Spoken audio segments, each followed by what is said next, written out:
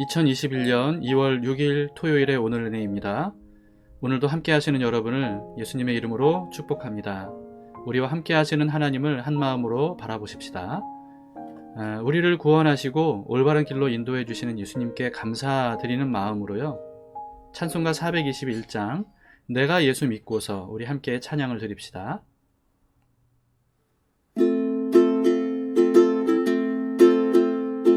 내가 예수 믿고서 죄 사함 받아 나의 모든 것 다 변했네. 지금 내가 가는 길 천국 길이요 주의 피로 내 죄가 씻겼네. 나의 모든 것 변하고 그 피로 구속받았네. 하나님은 나의 구원 되시오니 내게 정죄함 없겠네.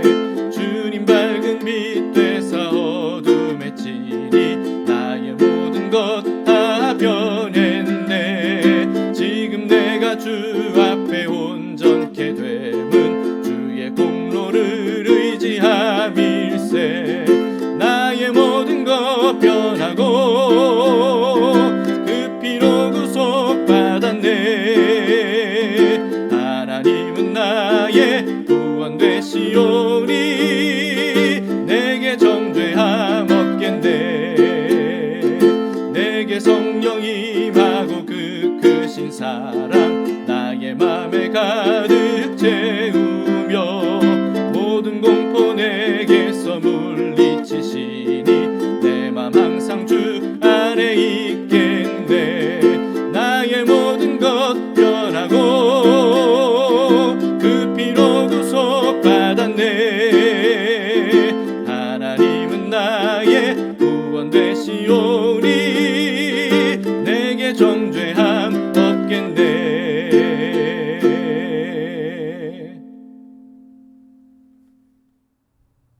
오늘 말씀은 누가복음 11장 37절에서 54절까지의 말씀입니다. 예수님께서 한 바리새인의 초대를 받아서 함께 식사하셨을 때 있었던 일입니다. 예수께서 말씀하실 때에 한 바리새인이 자기와 함께 점심 잡수시기를 청함으로 들어가 앉으셨더니 잡수시기 전에 손 씻지 아니하심을 그 바리새인이 보고 이상히 여기는지라. 너희 바리새인은 지금 잔과 대접의 겉은 깨끗이 하나 너희 속에는 탐욕과 악독이 가득하도다. 어리석은 자들아, 겉을 만드신 이가 속도 만들지 아니하셨느냐? 그러나 그 안에 있는 것으로 구제하라. 그리하면 모든 것이 너희에게 깨끗하리라. 화 있을진저 너희 바리새인이여, 너희가 박하와 운양과 모든 채소의 11조는 드리되 공의와 하나님께 대한 사랑은 버리는도다. 그러나 이것도 행하고 저것도 버리지 말아야 할지니라. 화 있을진저 너희 바리새인이여, 너희가 회당의 높은 자리와 시장에서 문안받는 것을 기뻐하는도다. 화 있을진저 너희여, 너희는 평토장한 무덤 같아서 그 위를 밟는 사람이 알지 못하느니라. 한 율법교사가 예수께 대답하여 이르되, 선생님, 이렇게 말씀하시니 우리까지 모욕하심이니이다. 화 있을진저 또 너희 율법교사여, 지기 어려운 짐을 사람에게 지우고 너희는 한 손가락도 이 짐에 대지 않는도다. 화 있을진저 너희는 선지자들의 무덤을 만드는도다. 그들을 죽인 자도 너희 조상들이로다. 이와 같이 그들은 죽이고 너희는 무덤을 만드니 너희가 너희 조상의 행한 일의 증인이 되어 옳게 여기는도다. 그러므로 하나님의 지혜가 일렀으되 내가 선지자와 사도들을 그들에게 보내리니 그 중에서 더러는 죽이며 또 박해하리라 하였느니라. 창세 이후로 흘린 모든 선지자의 피를 이 세대가 담당하되 곧 아벨의 피로부터 제단과 성전 사이에서 죽임을 당한 사가랴의 피까지 하리라. 내가 너희에게 이르노니 과연 이 세대가 담당하리라. 화 있을진저 너희 율법교사여, 너희가 지식의 열쇠를 가져가서 너희도 들어가지 않고 또 들어가고자 하는 자도 막았느니라.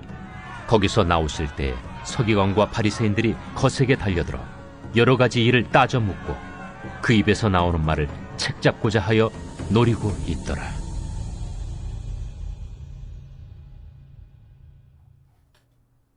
미국에서 85세 된 할머니가 80km로 도로를 역주행하는 일 때문에 5건의 사고가 발생됐던 적이 있었다고 합니다. 다른 차들이 경적을 울렸음에도 불구하고 소용이 없었다고 해요. 이 할머니는 자신이 역주행하고 있다는 사실은 전혀 생각지도 못하고 있었다고 합니다. 근데 여러분, 유튜브에서 역주행이라고 검색을 해보니까요, 우리나라에서도 역주행 사고들이 굉장히 많았더라고요. 특히나 고속도로 1차로에서 역주행하는 차량을 블랙박스 영상으로 이렇게 찍은 것을 보기만 해도요, 이게 등골이 오싹해지더라고요. 또 어떤 경우에는 차 한 대가 차고로 역주행을 시작하니까 뒤에 있었던 다른 차들도 따라서 역주행하는 어떤 이런 영상들도 있었습니다. 역주행 사고는 큰 피해가 발생될 수밖에 없고, 특히나 고속도로에서의 역주행은 여러 사람의 목숨을 빼앗는 대형 사고로 이어지기도 하지요. 오늘 본문은 예수님께서 바리새인과 율법 교사를 향해서 화 있을진저 라고 6번 반복해서 말씀하신 내용이 기록되어 있습니다. 화 있을진저 라고 하는 말을 우리는 전혀 사용하지 않는 말이죠. 그러다 보니까 이게 쉽게 와닿지가 않는데, 우리식으로 말하자면 이런 식입니다. 그러다 큰일 나, 정신 차려, 이렇게 말씀하신 셈인 거죠. 왜 예수님께서 그들에게 그렇게 경고하셨냐 하면, 그들은 마치 역주행하는 차량과 같았기 때문입니다. 바리새인들과 율법 교사들은요, 종교적인 열심이 대단한 사람들이었어요. 나름대로 율법을 철저하게 지키기 위해서 아주 작고 사소한 것들까지 하나하나 꼼꼼히 따져가면서 정확하게, 확실하게 지키려고 노력했던 사람들입니다. 그리고 자기들뿐만 아니고요, 다른 사람들도 그렇게 율법을 세밀한 것까지 잘 지키게 하려고 하나하나 일일이 다 간섭하고 다녔어요. 다 하나하나 가르치려고 했습니다. 하나하나 다 지적하는 사람들이었어요. 율법을 잘 지키지 않는다고 여겨지는 사람이 있으면 그 사람에 대해서는 가차없이 비판하고 정죄했죠. 이들의 이런 종교적인 열심은 마치 자동차가 법정 최고 속도로 달리는 것과 같아요. 이들은요, 그런 자신들의 어떤 종교적인 열정에 대해서 굉장한 자부심을 가지고 있었습니다. 그렇게 하는 게 하나님을 기쁘시게 하는 일이라고 여겼던 거예요. 그러나 여러분, 이들은 사실 알고 보면 위험천만하게 역주행하는 것과 같았다는 겁니다. 그래서 예수님께서 이들에게 경고하셨던 거예요. 그러다 큰일 나. 정신 차려야 돼. 우리가 잘 아는 바울. 여러분, 바울의 본명은 원래 사울이었습니다. 그리고 이 사울은 바리새인이었어요. 사울의 종교적인 열정은요, 대단했습니다. 자기가 해야 될 사명이라고 생각하면 거침이 없는 사람이었어요. 마치 최고 속도로 달리는 자동차와 같았고요. 그런 자신에 대해서 당당하고 자랑스러웠다는 거예요. 그런데 위험천만한 역주행일 것이라는 것은 이 사울이 전혀 꿈에도 몰랐었죠. 결국은 어떤 잘못을 저지르게 됩니까? 스데반을 죽이는 대형 사고를 내고 말아요. 그런데도 불구하고 사울은 멈출 줄을 몰랐습니다. 더 많은 희생자를 낼 수밖에 없는 역주행에 더욱 가속 페달을 밟았어요. 그런 사울이 가까스로 멈출 수 있었던 이유는요, 부활하신 예수님께서 나타나셨기 때문이죠. 예수님은 사울이 하나님을 위해서 했다고 생각하는 모든 행동들이 사실은 하나님의 뜻과는 완전히 반대 방향이었다는 사실을 알려주셨습니다. 사울이 얼마나 큰 충격을 받았겠어요. 아마 이런 생각이 들었을 겁니다. 그동안 바리새인 스승들에게 배웠던 모든 것들이 완전히 다 잘못되었단 말인가. 여러분, 이것을 얼마나 받아들이기 어려웠겠습니까? 여러분, 이렇게 바리새인들은요, 역주행하는 사울 같은 사람들을 무수하게 양산해냈을 겁니다. 자신의 역주행을 비로소 깨닫고 인생을 돌이켜서 회개한 거죠. 비로소 정주행을 하게 된 바울은요, 이렇게 고백하는 사람이 되었습니다. 빌립보서 3장 13절 14절입니다. 형제들아, 나는 아직 내가 잡은 줄로 여기지 아니하고 오직 한 일, 즉 뒤에 있는 것은 잊어버리고 앞에 있는 것을 잡으려고 표대를 향하여 그리스도 예수 안에서 하나님이 위에서 부르신 부름의 상을 위하여 달려가노라.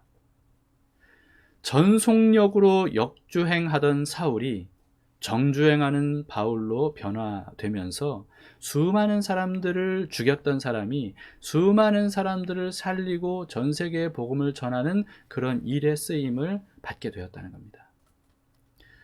여러분, 방향이 올바르면 최선을 다할수록 이렇게 좋은 열매를 맺을 수 있습니다. 반면에 방향이 잘못되면 최선을 다할수록 어떻게 되죠? 최선을 다하면 다할수록 더 큰 재앙을 맞이할 수밖에 없다는 거예요. 자기도 망하고 다른 사람들도 망하게 합니다. 그래서 예수님은 하나님의 뜻이라고 착각하고 최선을 다해 역주행하는 그 바리새인과 율법 교사들에게 그러다 큰일 나. 그건 잘못된 길이야. 이렇게 경고하셨던 거죠. 성경을 묵상할수록 여러분, 바리새인은 따로 있는 게 아니라는 생각이 듭니다.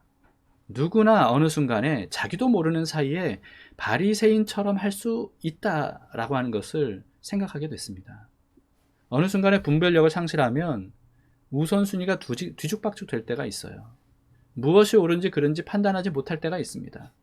하나님을 위해서 했던 말과 행동들이 정작 하나님의 뜻과 반대인 경우도 얼마나 많은지 모릅니다. 여러분, 속도보다 방향이 더 중요하다라고 하는 말은 이미 잘 알려진 말이 됐죠. 그럼에도 불구하고 역주행하는 당사자들은요, 그 사실을 몰라요. 그래서 역주행하면서도 어떤 일이 벌어질지 모르고 속도를 높일 때가 있습니다. 그렇기 때문에 오늘 말씀과 같이 화 있을진저라는 예수님의 이와 같은 경고의 말씀을 난 바리새인이 아니니까 상관없어 라고 하면서 그냥 넘겨서는 안 된다는 거죠. 혹시 내가 지금 역주행하고 있는 건 아닌가? 우리가 늘 이런 말씀들을 통해 점검을 해볼 수 있어야 됩니다. 바리새인들은 예수님의 경고를 듣고도 자기를 돌아보지 않았어요. 오히려 예수님에게 이를 갈면서 예수님을 죽이려고 모의했죠. 여러분, 불이 나면 화재 경보기가 울리죠. 근데 불이 나면 화재 경보기가 울릴 때 얼마나 시끄러워요. 그러니까 시끄럽고 짜증난다면서 이 화재 경보기를 도끼로 박살내 버리면 어떻게 되겠습니까? 마치 이들은요, 바리새인들은 이와 같이 경고를 외치는 예수님을 십자가에 못 박고 말았습니다. 그로 인해서 이들은 결국 예수님께서 경고하신 화를 피할 수 없게 되어 버린 거죠. 여러분, 이런 어리석은 잘못을 범하지 않도록 우리는 언제나 말씀에 귀를 기울이고 깨어 있어야 되겠습니다. 식품 포장 안에 들어있는 방부제에는 먹지 마세요 라고 하는 경고 표시가 있죠. 또 어떤 수심이 깊거나 물살이 빠른 강가에는 수영하지 마시오 라고 하는 경고 푯말이 있습니다. 여러분, 현대에는 이와 같은 경고 표시를 제대로 표기하지 않아서 발생된 어떤 문제가 있을 때, 그럴 때 소송을 걸면서 피해 보상을 요구하는 일들이 비일비재하게 일어납니다. 그만큼 경고 표시를 중요하게 여기는 시대인 거예요. 경고 표시가 얼마나 중요한지를 아는 그런 지혜로운 시대이죠. 그런데도 불구하고 여러분, 하나님께서 경고하신 말씀에 대해서는 어떤 반응을 보이고 있습니까? 부담스럽거나 기분 나빠서 못 들은 것처럼 그렇게 무시하는 사람들이 얼마나 많이 있습니까? 혹시 우리가 그러지는 않은가? 우리가 돌아보자는 거죠. 근데 알고 보면요, 그게 얼마나 위험한 일인지 몰라요. 경고를 무시하는 것. 여러분, 이게 얼마나 위험한 일입니까? 지금 당장은 괜찮은 것처럼 보여도 그대로 가다가는 큰 재앙을 자초할 수밖에 없는 겁니다.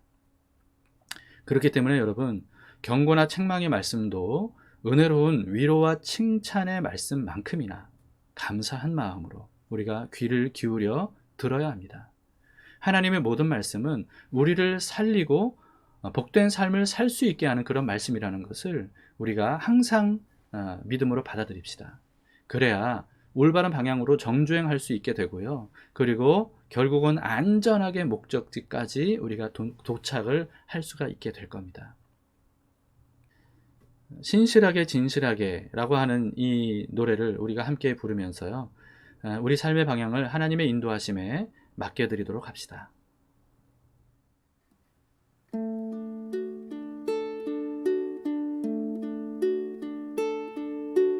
신실하게 진실하게 거룩하게 살게 하소서. 진실하게 거룩하게 살게 하소서. 하나님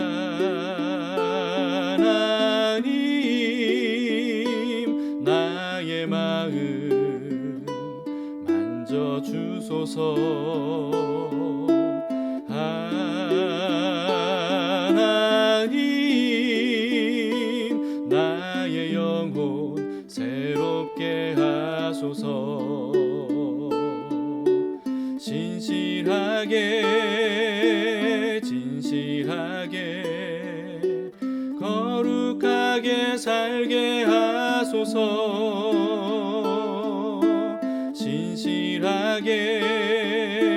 진실하게 거룩하게 살게 하소서.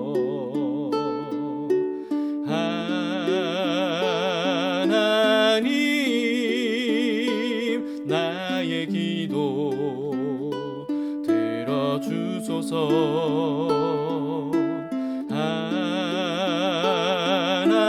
하나님 주의 길로 인도하소서.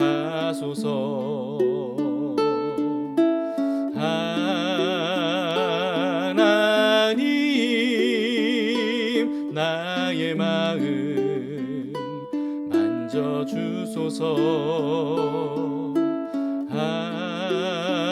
하나님 나의 영혼 새롭게 하소서.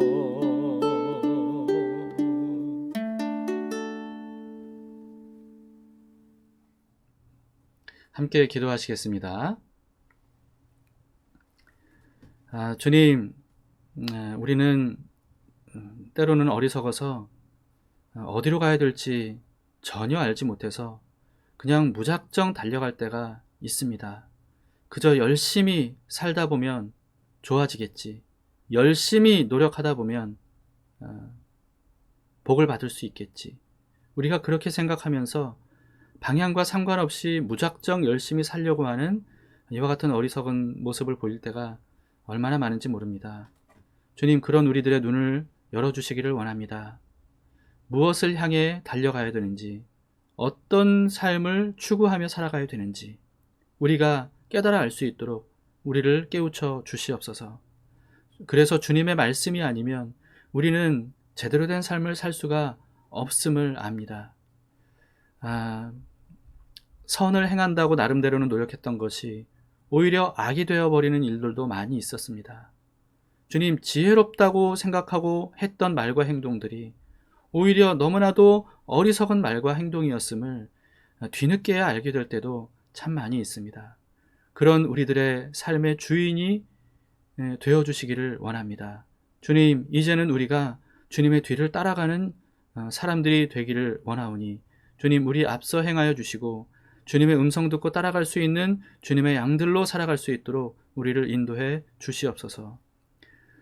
주님, 그래서 주님께서 우리에게 부여하신 사명을 따라, 인생의 목적을 따라, 의미를 따라 그렇게 살아가는 우리들이 될 수 있기를 원합니다. 주님, 그래서 정말 좋은 열매를 맺고 그리고 많은 사람들을 살리고 그리고 선한 영향력을 사람들에게 줄 수 있는 그런 저희들이 되기를 원합니다.